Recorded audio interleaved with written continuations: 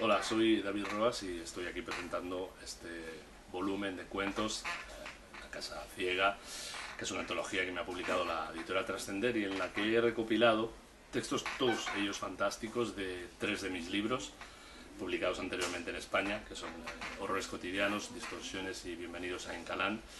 Y es un libro en el que he tratado de reunir eso, ¿no? Los cuentos más fantásticos que yo había escrito en esos 3 libros y sobre todo dar un muestrario diverso de posibilidades de lo fantástico.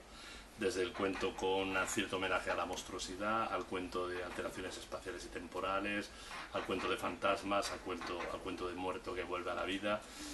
Y siempre con ese tono también a veces un poco de jugar con los límites de lo fantástico. También se cuela, porque es embestir un poquito el humor, la ironía y a veces un tono paródico, pero siempre dominando la voluntad de poner a prueba la realidad, ¿no? de explorar los límites y de inquietar al lector. Todos ellos, insisto, son textos fantásticos. ¿Encuentras algún tipo de evolución entre esos 3 libros, digamos? Porque son entre 2004 y 2011, ¿no? ¿Mejor, Sí, aprendizaje, algo? sí, yo creo que ha sido el ir afinando un poco el estilo. Todos tienen un hilo conductor que curiosamente es el que da título al primer libro, Horrores cotidianos, que es lo que me gusta a mí explorar, ¿no? La voluntad de ver en la realidad más cotidiana la posible fisura por la que se inserte, ¿no? En nuestra realidad lo imposible, lo inquietante, lo trastornador, ¿no? Yo creo que he ido afinando también el estilo. Los de Horrores cotidianos, pues uno siempre, como es papá de sus libros, le tiene cariño, ¿no? Pero yo, conforme me he ido acercando al presente, me siento más a gusto escribiendo, controlo yo creo que más la forma del cuento. Pero me gustó la posibilidad de hacer esta antología porque de algún modo también me recorro a mí mismo en ese trayecto vital, pero sobre todo me recorro a mí mismo en mis obsesiones y me doy cuenta de que en el fondo sigo obsesionado con lo mismo, ¿no? Sigo obsesionado con qué pasa, ¿no? Cuando la realidad deja de funcionar como uno espera. Y ese es el elemento conductor y yo creo que el que sigue ahí, ¿no? Quizá hay libros con más humor, libros con menos humor, pero sí que en todos hay una voluntad de un estilo siempre de jugar con lo cotidiano y lo fantástico. A propósito de Bienvenidos a Incalán, bueno, incluyes 2 cuentos ahí Sí, de ese libro. ¿Cuál fue el inicio de tu nexo con Perú, David? pues en 2008 me invitaron. En el 2008 yo había publicado en España solo Horrores cotidianos, que es del 2007, y algunos cuentos en alguna antología. Y no sé por qué, todavía me estoy preguntando, porque no descubrí cómo llegó la invitación, porque me invitaban con todos los gastos pagados. Yo pensé que era un error, lo confieso, dije, seguro que han sido equivocado David Roas, después lo busqué y no hay más David Roas. Y entonces, nada, pues vine aquí feliz. Yo nunca había estado encima ni en Hispanoamérica, no solo en Perú, y era mi primera visita, y me quedé totalmente enamorado, fascinado del lugar. Y aquella estancia de una semana en Lima y unos días por mi cuenta yo solo en Cusco Machu Picchu se repitió en 2011, que vine con mi mujer y estuvimos viviendo 2 meses enteritos en Lima. Y sumadas las experiencias, sobre todo las del 2008 con alguna del 2011, surgió ese libro que era una especie de antiguía del Perú, ¿no? O si quieres al revés, ¿no? La idea de cómo un extraterrestre que viene de Europa y de un mundo aparentemente ordenado llega aquí y lo primero que se encuentra es ese tráfico delirante que tuve que explicar desde la mecánica cuántica porque yo no sabía cómo explicarle a un lector qué era eso. Y a partir de ahí pues ir viendo eso, ¿no? Lo fascinante del Perú en todos los sentidos, la gastronomía, la gente estupenda, el asolamiento de Cusco y Machu Picchu por parte del turismo. Yo creo que la parte del libro en Cusco y Machu Picchu tiene una voluntad muy crítica con el colonialismo de nuevo, ¿no? A través del turismo, etcétera. Y hay una voluntad de eso, ¿no? De explorar el país desde el humor, desde lo fantástico, desde lo grotesco, para en el fondo contar lo que yo veía, no lo que había en realidad. El raro era yo, no Perú, claro. Bueno, en este primer cuento de la última parte, del último Sí, capítulo del libro, bueno, está Fernando Ampuero, hasta que me orinan los perros, están los taxis, sí. ¿no?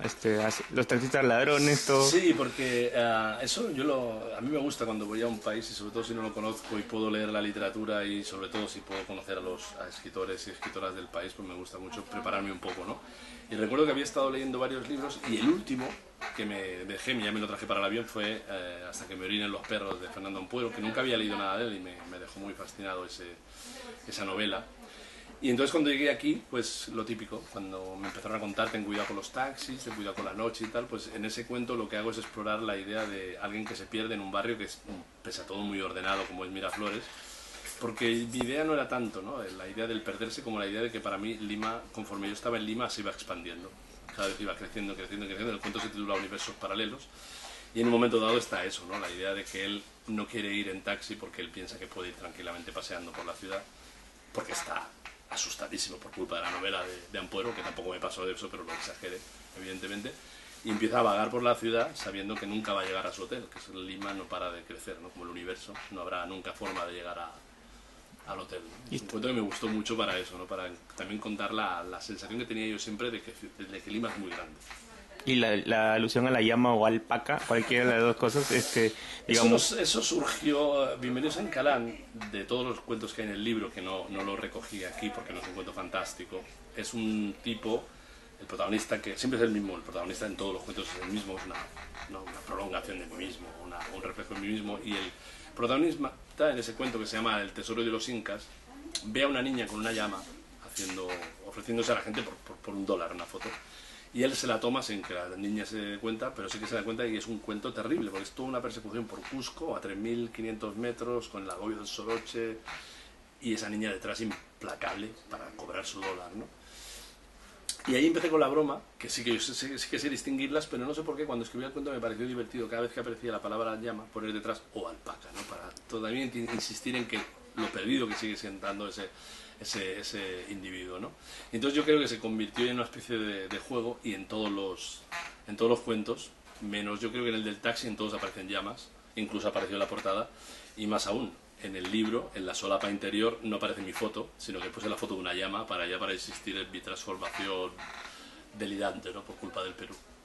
David, esta selección también va para mucho público escolar, ¿no? Sí, Escolares, yo creo que este libro puede funcionar muy bien. En España lo he hecho en algunos institutos con los otros libros de cuentos, y yo creo que encaja muy bien, ¿no?, ese tipo de historia fantástica, de historia delirante, con referencias al cine, con referencias a la televisión. Yo creo que es algo que a los chicos les puede interesar, y ya digo, este año estoy yendo por institutos de España y estoy viéndolo, como hay mucho feedback, ¿no?, como ellos entran muy bien en ese juego, a veces de los tópicos de lo fantástico, o incluso de mezclar el humor y lo fantástico, y sobre todo que ven un mundo que no está nada lejos de ellos.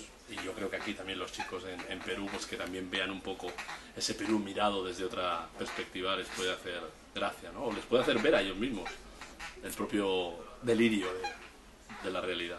Finalmente, bueno, el humor, ese humor es el que buscas cuando vas a buscar un libro para leer. ¿Eso es lo que consume David como lector? ¿O por su profesión de profesor tiene que leer más Orgullo y Prejuicio, Mamá Bovary? Hombre, tengo que leer de todo, evidentemente, pero mis gustos sí que tiran mucho. Incluso investigando tengo la suerte de dedicarme a lo fantástico, tengo un grupo de investigación, pero también he trabajado mucho el humor. Yo creo que es un camino que desde siempre, o sea, yo siempre desde niño he sido muy fan de Groucho Marx, de los hermanos Marx, de Woody Allen, de los Monty Python, o sea, siempre el humor está ahí.